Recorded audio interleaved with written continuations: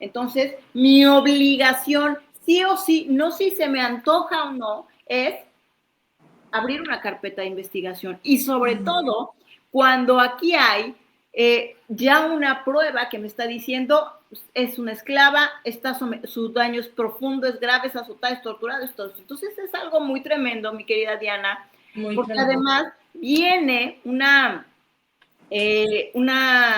mención a esto que son síndromes, que me encantaría que nos pudieras explicar, porque dice que Katia presenta disociación, que aísla la idea de experiencias reprobables e inadecuadas, vividas en varios años, del sentimiento negativo que debía acompañar a dichas situaciones y que no experimentó en ese momento, ojo, por ser demasiado dolorosas. ¿Qué es la disociación, querida Diana, que tú nos puedas explicar? La disociación es la respuesta más grave que puede presentar nuestro cerebro, nuestro sistema nervioso, para poder lidiar. Hemos estado hable y hable en distintos programas del tema del cerebro, o sea, de cómo funciona el cerebro, que a lo mejor sería la explicación más profunda, que quizá en ese tiempo no se sabía qué pasaba dentro del cerebro cuando se veía esta disociación, pero es esto. Si yo sintiera el dolor proporcional ante estas cosas que viví, muero de dolor, literal, ¿sí? Entonces necesito, vamos a decir que la escala más simple de la disociación es como si fuera un olvido, que dice, es la separación del recuerdo y la emoción normal de sentir respecto a esto que viví.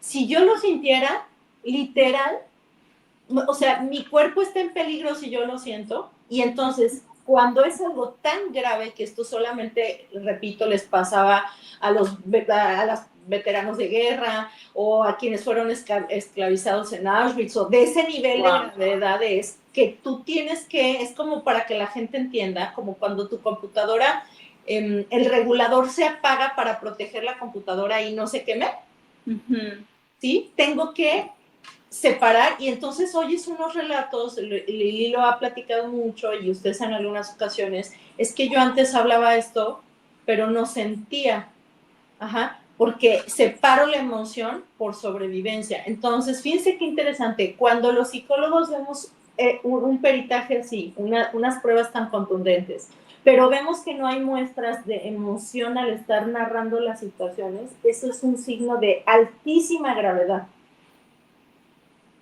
Por eso tú también en el libro también hablas de haber tenido también algunas alucinaciones, no me acuerdo si visuales o auditivas. O sea, ya lo que sigue peor de disociar es eso. Perder el contacto con la realidad.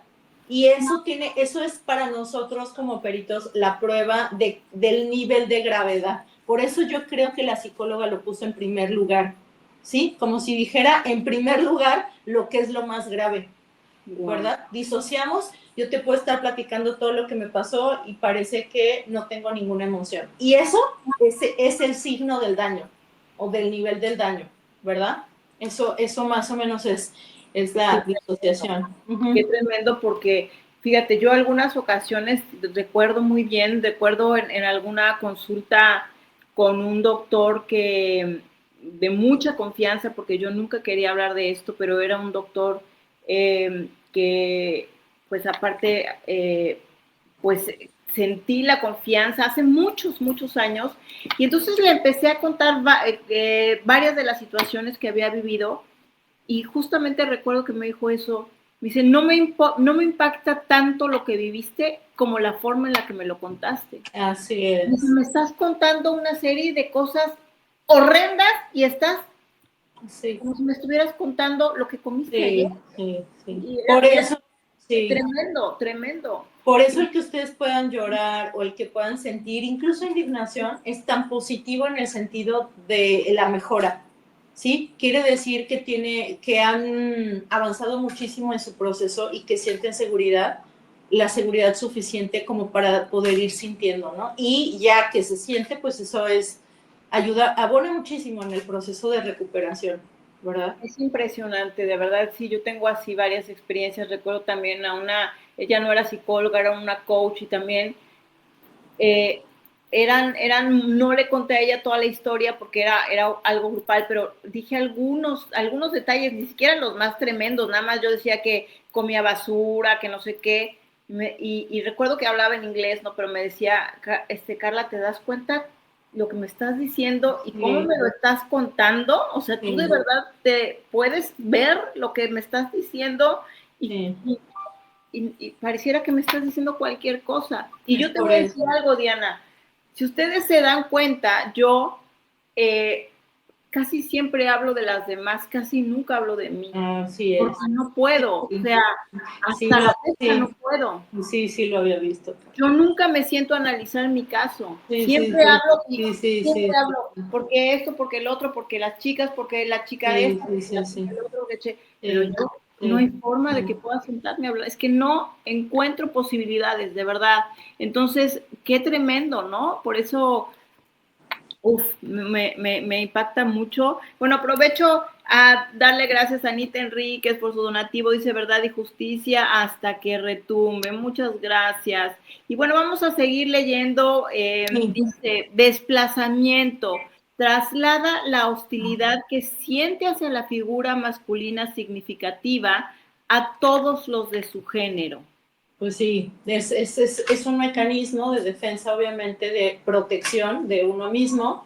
Es como si los de ese género son un detonante para mí, porque además ustedes en el nivel de aislamiento que estaban y como parte de la persuasión coercitiva que vivieron, como en la mayor parte de las organizaciones coercitivas se les dice que lo de afuera es peligroso y obviamente asociado con la persona más peligrosa dentro de la organización, ¿no? Y se dice desplazamiento porque es una manera en la que tu cerebro pretende cuidarte de todo lo que se parezca a eso, ¿verdad? Precisamente por eso, bueno, es la verdad también muy bonito, hablando de tu caso, que tú hayas podido vincularte tan bonito, ¿verdad? En el sentido de pareja, obvio, muchos años después, pero son parte de los remanentes que quedan postraumáticos de la situación tan terrible, ¿verdad? Muy, ni siquiera lo puedo entender. Sí. Pero tardé muchos años, tardé muchos años. Claro. Sinceramente tampoco fue nada fácil. Claro, años, sí. Años. Sí. Pero fíjate que yo particularmente no siento que yo haya creído que todos los hombres eran malos. O sea, siento que nunca asocié esa parte, porque en realidad para mí, como para, o sea, él no, en realidad para mí era el conjunto de lo que estaba sucediendo. Sí. Pero no percibo que yo después haya dicho, todos los hombres son malos. Creo que lo que yo tardé mucho en enamorarme, o sea, sí me llegué a enamorar así poquito, pero amar, pues fue la primera. Vulnerarme, porque yo tenía tanta necesidad de mi energía vital para sobrevivir y sacar adelante a mi hija, que yo no tenía capacidad de sentirme, valga la redundancia, capaz de ponerme vulnerable para amar.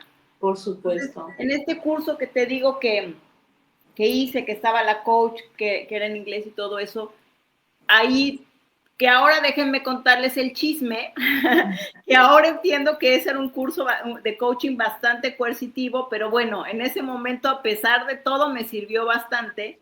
Y ahí es donde dije, o me enamoro, porque si no yo me voy a morir sin amar, porque no soy capaz de tener fuerzas para amar. ¿Cómo me voy a sostener si apenas puedo con mi vida, no?